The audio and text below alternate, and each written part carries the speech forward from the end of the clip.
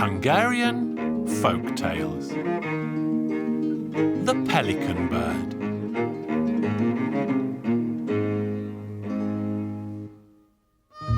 Once upon a time, there lived an old king, and the old king did not know whether to weep with sorrow or to weep with joy.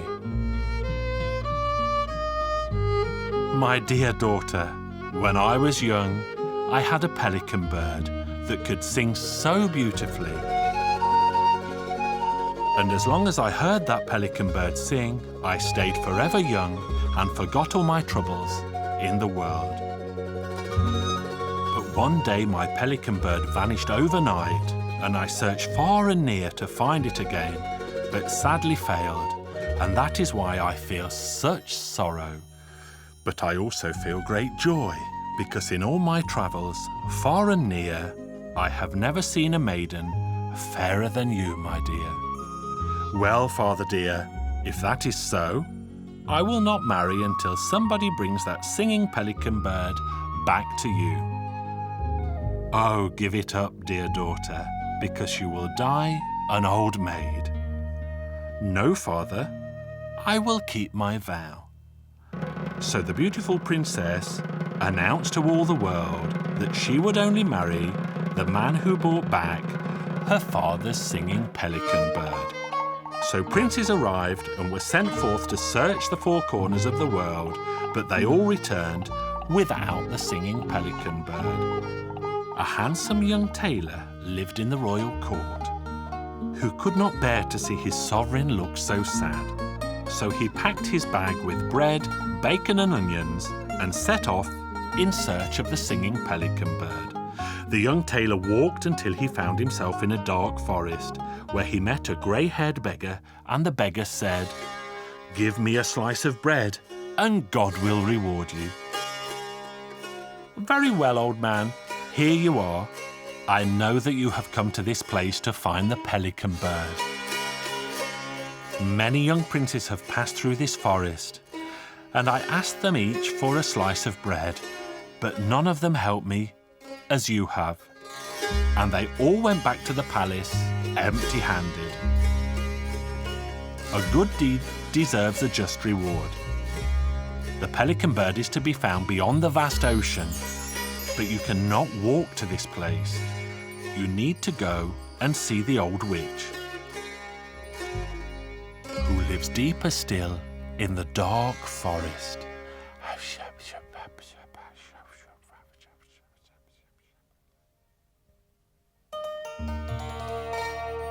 "Greetings, old lady.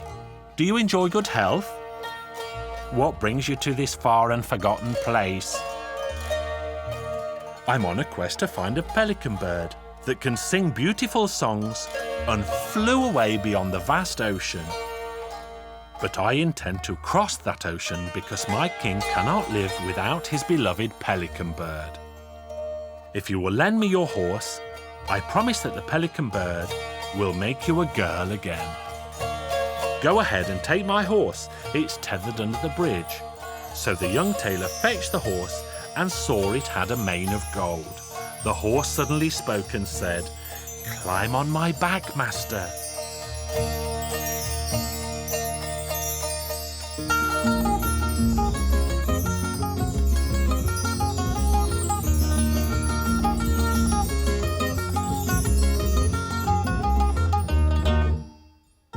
"Master, I shall leave you now. You must travel on and ask about the whereabouts of the pelican bird, because one good question is worth 100 bad guesses." "Wait, I shall give you this whistle. If you're ever in trouble, blow it and I will appear." "Very well, horse," and the horse vanished. So the young tailor walked and walked until he met an ancient old woman. Old lady, please show me the way to the pelican bird. I plan to take it back to my king, whose heart is half filled with sorrow since it left him." "I know, my child. I'll happily show you the way. Do you see that distant forest? You will find the pelican bird stuck up in the highest tree. where the poor thing has been suffering all these long years.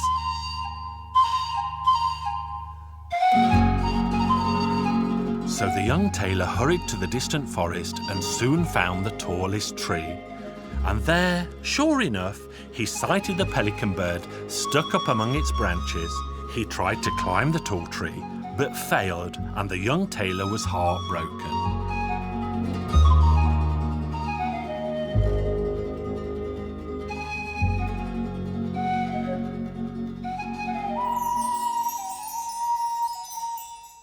Did you call me, master? Yes, I did.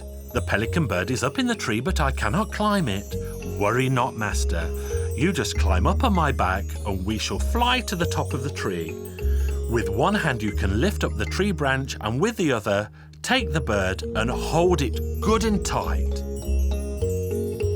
It took the young tailor a week and a day to journey back to the palace, where he tried to get the bird to sing for the king. Sing, pelican bird, we're home again at last.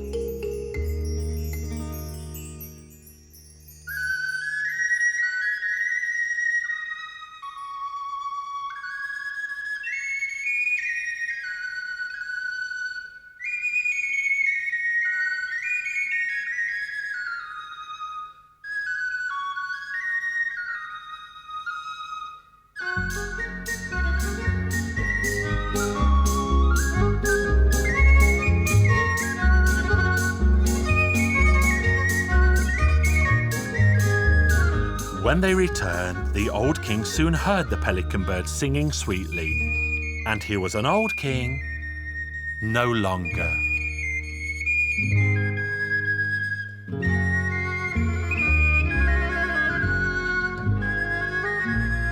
Then they held a wonderful wedding feast, and all lived happily ever after. And that is where my story ends.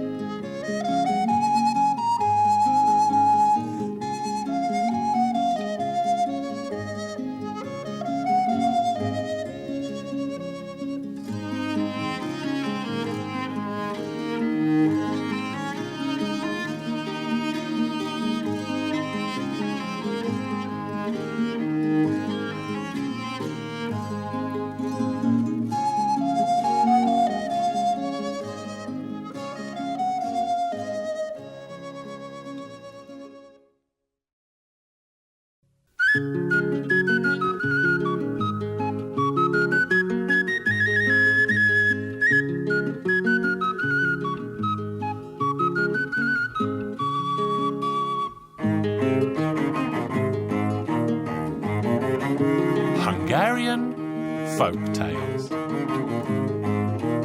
The Hen and the Slowberry. Once upon a time, there lived an old woman. And the old woman had one hen and one cockerel.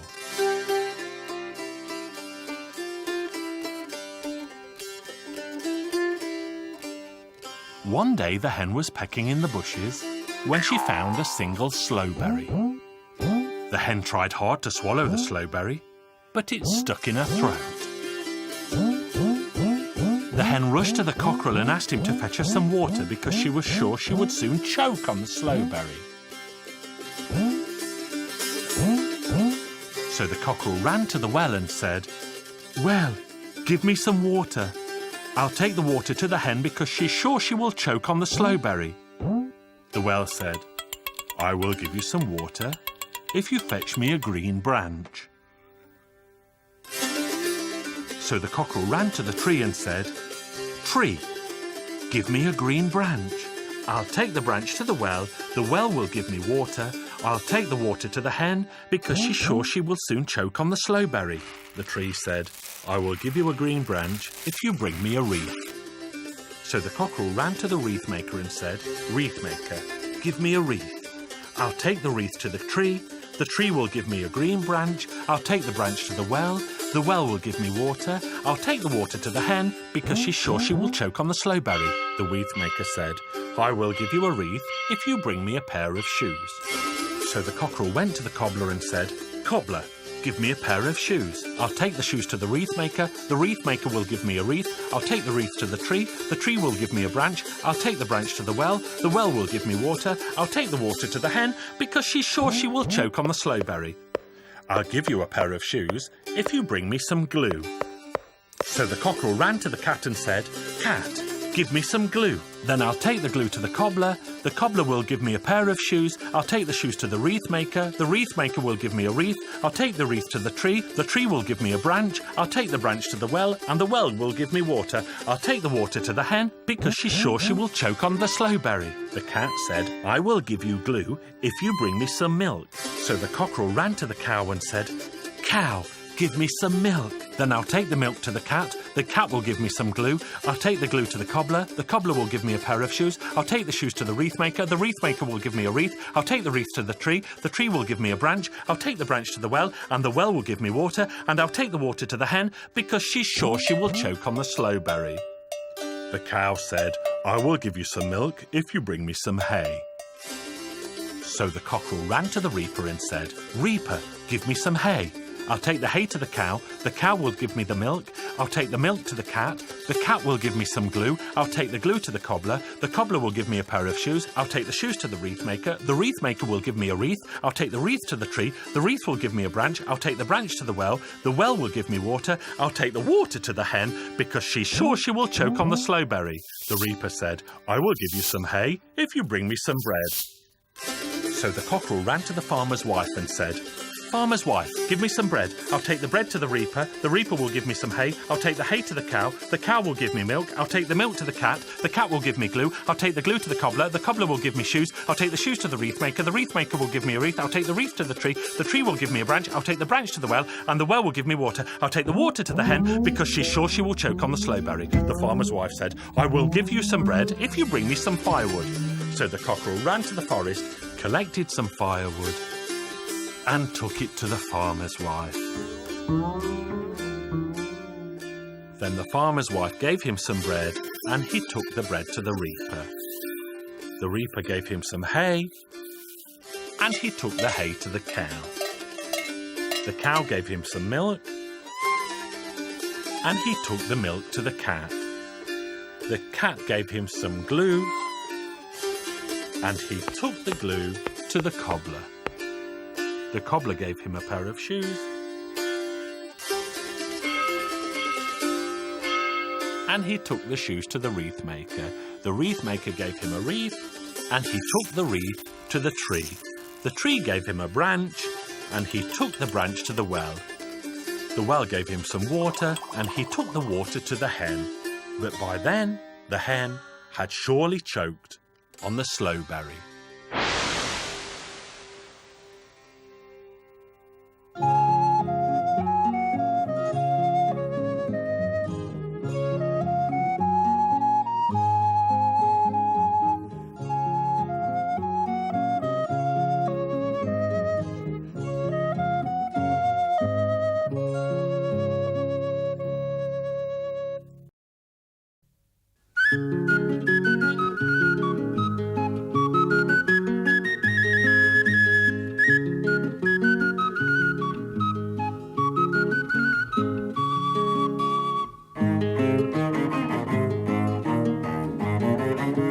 Hungarian folk tales.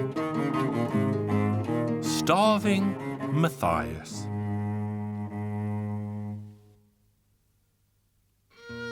Once upon a time, very far away, there lived a very poor man. He was as poor as could be and had nothing to his name. His name was Starving Matthias, for he had nothing to eat. One day Matthias made up his mind to go into the forest and hang himself. He looked hard at all the trees to see which one would be best for the job.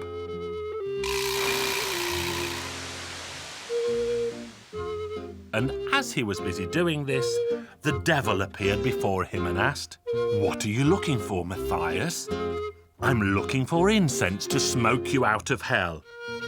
This frightened the devil so much that he promised to give Matthias anything he wanted. "Then give me 200 pounds of gold." And so the devil gave him what he wanted. Matthias returned home very contented. The devil also went home and told the other devils what had happened. The other devils told him that 200 pounds of gold was far too much and thought how best to get it back.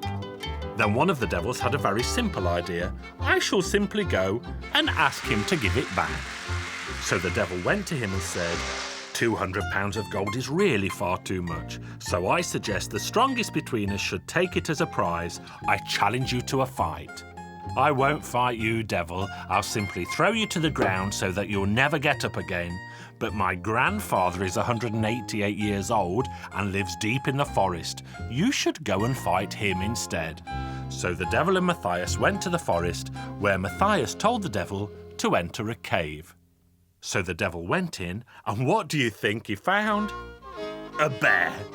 But the devil didn't know it was a bear. The bear was lying on the ground, and so the devil woke it up. The bear was far stronger, but the devil managed to slip from the bear's grip and hurry away home again. Then the devils gathered for a second time to discuss how best to get the 200 pounds of gold back from starving Matthias. Next, the fastest devil went to see Matthias. Matthias, the 200 pounds of gold is far too much, so let's see which one of us can run faster, and he shall have the gold. I won't compete against you, because if I start running, I'll be so fast that I'll knock down the walls of hell. But I have a son called John, who will run fast against you. Come with me to the forest, because that is where John takes his midday nap.